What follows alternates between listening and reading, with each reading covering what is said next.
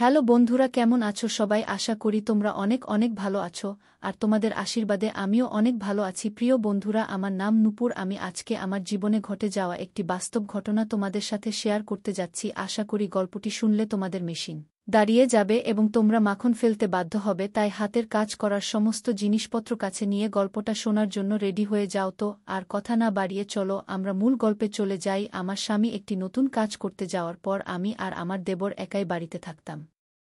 স্বামী চলে যাওয়ার পর থেকে দেবর আমার প্রতি বিশেষ নজর দিতে শুরু করল। সে প্রতিদিন আমার জন্য কিছু না কিছু খাবার নিয়ে আসত, কিন্তু যখনই আমি সেগুলো খেতাম বা পান করতাম, রাতে ঘুমানোর পর সকালে দেখতাম আমার জামাকাপড় এলোমেলো হয়ে আছে। এসব দেখে আমি অবাক হতাম, কিন্তু কোনো প্রমাণ না থাকায় কিছু বলতে পারতাম না। একদিন সে আমার জন্য জুস নিয়ে এলো, কিন্তু আমি সেটা না খেয়ে বিছানায় চলে গেলাম এবং ঘুমিয়ে পড়ার ভান করলাম। তখন গভীর রাতের কোনো এক সময় দেবর আমার রুমে প্রবেশ করল এবং খারাপ আচরণ শুরু করল। সে আমার গায়ে হাত বলাতে লাগল। তখনই আমি ভয়ে চিৎকার করলাম।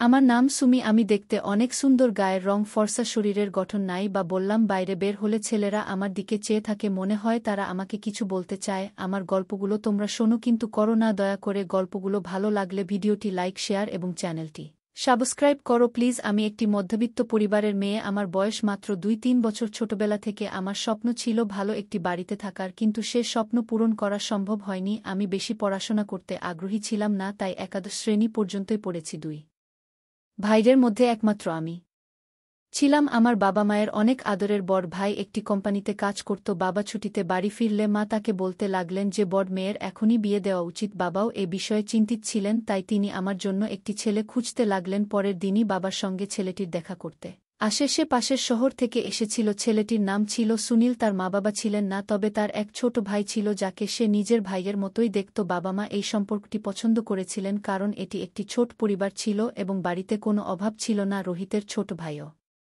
এর নিজস্ব একটি ইলেকট্রনিক দোকান ছিল, যা তিনি নিজেই পরিচালনা করতেন। সবকিছু ঠিকঠাক হওয়ার পর ১ মাস পর আমি সুনীলকে বিয়ে করলাম এবং শ্বশুরবাড়িতে এলাম। সুনীল এর বাড়ি দেখে বুঝলাম আমার স্বপ্ন পূরণ হতে চলেছে। বিয়ের প্রথম রাতের ঘটনায় আমি খুবই নার্ভাস ছিলাম। রুমে বসে আমি কেবল আমার স্বামীর আসার অপেক্ষা করছিলাম, কিন্তু আমার মধ্যে যে ভয় ছিল তা স্পষ্ট বোঝা যাচ্ছিল। আমাদের জীবন একটা নতুন সূচনা নিতে চলেছে। সবাই চায় তাদের বিয়ের প্রথম রাত্রিকে স্মরণীয় করে রাখতে, কিন্তু আমার অবস্থা খারাপ হতে থাকে। তারপর হঠাৎ করেই দরজা খুলে আমার স্বামী ভেতরে এলেন। তিনি আমার কাছে বসলেন এবং বললেন, সুমি, আমি জানি আমার ছোট ভাই আমার আসল ভাই। তাকে আমি আমার বাবা মায়ের মৃত্যুর পর থেকে খুব যত্নে রেখেছিলাম। তুমি যেমন আমার প্রতি যত্নবান, তেমনি তুমি আমার ভাইয়ের যত্ন নিবে। আমি তাকে জিজ্ঞাসা করলাম, তাহলে সে এখনও বিয়ে করেনি কেন? সুনীল জানালেন যে ছোট ভাই হৃদরোগে ভুগছে এবং সেই রোগী একদিন তার জীবন কেড়ে নিবে, তাই তিনি বিয়ে করতে রাজি হননি। আমি চুপচাপ তার কথা শুনছিলাম। তারপর সে আমার হাত ধরে তার ভালোবাসা দেখাতে লাগল। তার এই আন্তরিকতার কারণে আমার মনেও অনুভূতি জাগতে শুরু করে। আমরা একে অপরকে সমর্থন করে অনেকক্ষণ কথা বললাম। এই ঘটনার আগে আমি খুব নার্ভাস ছিলাম, কিন্তু এখন আমি অনেক ভালো অনুভব করতে লাগলাম। রাতের ক্লান্তিতে কখন আমাকে ঘুমের জগতে নিয়ে গেল বুঝতেই পারিনি। সকালে উঠে দেখলাম আমার জামাকাপড় ছড়িয়ে ছিটিয়ে পড়ে আছে। ফ্রেশ হতে বাথরুমে গেলাম, তবে কোমরে হালকা ব্যথা অনুভব করছিলাম। কিছুক্ষণ পর ফিরে এসে দেখলাম সুনীল রান্নাঘরে চা বানাচ্ছেন। বাড়িতে আর কোনো মহিলা ছিল না, তাই আমি তাকে বললাম, তুমি ফ্রেশ হও, আমি নাস্তা তৈরি করছি। দেবর ও স্বামী দুজনেই হোলের মধ্যে বসে চা নাস্তা করছিলেন। আমিও সেখানে বসে চা পান করতে লাগলাম। এভাবেই আমার বিয়ের ৬ মাস কেটে গেল। তবে কয়েকদিন ধরে লক্ষ্য করছিলাম আমার দেবর আমার দিকে বেশি তাকাতেন। আমি এটাকে তার স্নেহ হিসেবে নিয়েছিলাম। আমি স্থির হয়ে ভাবছিলাম, যখন একদিন আমার স্বামী জানালেন যে তিনি অন্য শহরে একটি ভালো চাকরি পেয়েছেন, তাই তাকে এখন থেকে অন্য শহরে থাকতে হবে। তার কথায় আমি পুরোপুরি হতবাক হয়ে গেলাম। আমি বলি, আমি এখানে একা কি করব? তখন তিনি বললেন, চিন্তা করো না, তুমি আমার ভাইয়ের সঙ্গে থাকবে। তিনি খুব ভালো মানুষ, তোমার যত্ন নেবে এবং তোমারও তার যত্ন নেওয়া উচিত। আমার স্বামীর এই কথায় আমি রেগে গিয়ে বললাম, আপনি কি বলছেন? আমার যদি কিছু লাগে তাহলে কাকে বলবো? তিনি বললেন, কয়েকদিন সহ্য করো, তারপর তোমাকে আমার কাছে নিয়ে আসব। এভাবে বলেই তিনি চলে গেলেন। পরদিন আমি বিষণ্ণ মুখে আমার রুমে ফিরে এলাম। এমন সময় আমার এসে বললেন, সুমি ভাবি, বেশি চিন্তা করো না, আমি আছি, তুমি যা খুশি বলো। আমি বললাম, হ্যাঁ ঠিক আছে। তিনি আমার মাথায় হাত বুলিয়ে দিলেন। তারপর আমি বাইরে এসে ঘরের কাজ করতে লাগলাম। কাজ শেষ করে বাথরুমে গেলাম। গোসল করার সময় দরজা বন্ধ করিনি। তখন মনে হলো কেউ আমাকে দেখছে। ভাবলাম এটা শুধু আমার মনের ভুল, কারণ বাড়িতে আমি একাই ছিলাম। কিছুক্ষণ পর গোসল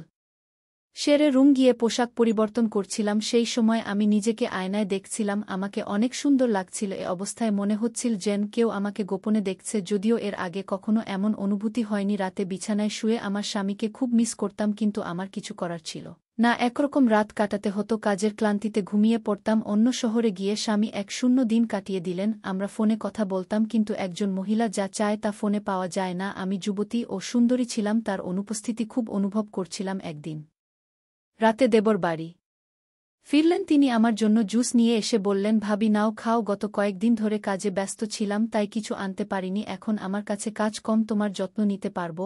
আমি বললাম, না ভাই, এর কি দরকার? এখানে না থাকায় তোমার সব দায় আমার। তুমি সুখে থাকলে আমি সুখী হব। এসব শুনে ভাবলাম সুখ শুধু স্বামীর সঙ্গেই পাওয়া যায়। রাতের খাবার খেয়ে রুমে গিয়ে জুস পান করে শুয়ে পড়লাম। কিছুক্ষণ পর ঘুমিয়ে পড়লাম। সকালে চোখ খুলতেই কিছুটা ব্যথা অনুভব করলাম আর নাস্তা করতে লাগলাম। দেবরের দৃষ্টির পরিবর্তন আমি স্পষ্টতই লক্ষ্য করছিলাম। বাড়িতে আমরা দুজন ছাড়া আর কেউ ছিল না। দেবরের দৃষ্টি আমাকে অস্বস্তি দিচ্ছিল, তবে প্রমাণ না থাকায় আমি নাস্তা তৈরি করে দেবরকে দিতে গেলাম। তিনি মুচকি হেসে বললেন, আজ তুমি খুব সুন্দর দেখাচ্ছ।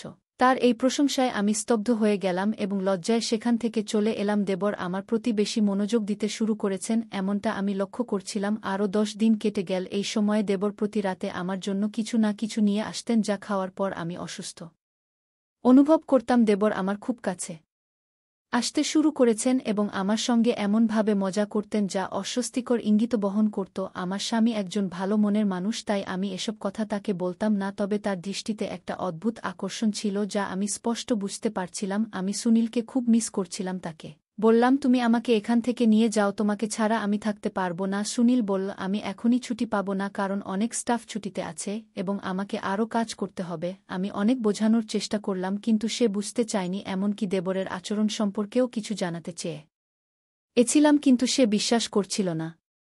ফোন রেখে আমি দুঃখে ভেঙে পড়লাম এবং আমাদের সব স্বপ্নের কথা ভাবতে লাগলাম। স্বামী ছাড়া আমি আর থাকতে পারছিলাম না। আমি লক্ষ্য করলাম আমার দেবর মাঝে মাঝে আমার রুমে আসতেন এবং তিনি বলতেন, যদি তোমার প্রয়োজন হয় আমাকে বলো। তার কথায় আমি ভয় পেয়ে যেতাম এবং ভাবতাম, কেন সে আমার সঙ্গে এভাবে কথা বলছে। এক রাতে দেবর জুস নিয়ে এসে বললেন, ভাবি নাও, সারাদিনের কাজের পর একটু স্বস্তি পাবে। আমি বিছানায় শুয়ে পড়লাম। সকালে চোখ খুলে দেখি শরীরে প্রচণ্ড ব্যথা অনুভব করছি। রাতে ঘুমানোর পর সকালে উঠে দেখি আমার জামাকাপড় ছিন্ন ভিন্ন হয়ে আছে। এখন আমি নিশ্চিত যে বাড়িতে আমি এবং দেবর ছাড়া আর কেউ নেই। দেবর সম্পর্কে সন্দেহ আরও দৃঢ় হল। আমার দেবরের মনোভাবও অনেক বদলে গেছে, যা আমাকে আরও উদ্বিগ্ন করেছিল। ফ্রেশ হতে বাথরুমে গেলাম, কিন্তু দেবরের মুখে একই রকমের হাসি দেখে সিদ্ধান্ত নিলাম যে আজ রাতেই তার সাথে কথা বলবো। সারাদিন অপেক্ষা করছিলাম। রাতে দেবর আবার জুস নিয়ে এলেন। রাতের খাবার খেয়ে আমি রুমে চলে গেলাম, কিন্তু আজ আমি সেই জুসটি পান করিনি। সন্দেহ ছিল এতে কিছু মেশানো হয়েছে। আমি জেগে থাকলাম এবং দেবর এর আসার অপেক্ষা করতে লাগলাম। তখন আমার মনে হল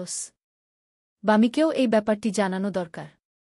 তাই মোবাইল ক্যামেরাটি চালু করে বিছানায় শুয়ে পড়লাম। কিছুক্ষণের মধ্যে দেবর রুমের দরজা খুললেন। আমি গভীর ঘুমের ভান করলাম। তিনি আমার কাছে এসে অশোভন আচরণ করতে শুরু করলেন। আমি তখন উঠে বসলাম। তিনি বিস্মিত হয়ে বললেন, তুমি জেগে আছো? আমি বললাম, আমি তোর ভাইয়ের বউ। তোর ভাই তোর ভরসায় আমাকে রেখে গেছে, কিন্তু তুই তো তোর ভাই এর বুয়ের সাথে এসব করছিস। দেবর হতভম্ব হয়ে বললেন, আমাকে ক্ষমা করো, আমি এমন অবস্থায় দেখে নিজেকে সংগ্রহ করতে পারিনি। যখন থেকে তোমাকে ওই অবস্থায় দেখলাম তখন থেকেই এসব চিন্তা মাথায় আসতে শুরু করেছে।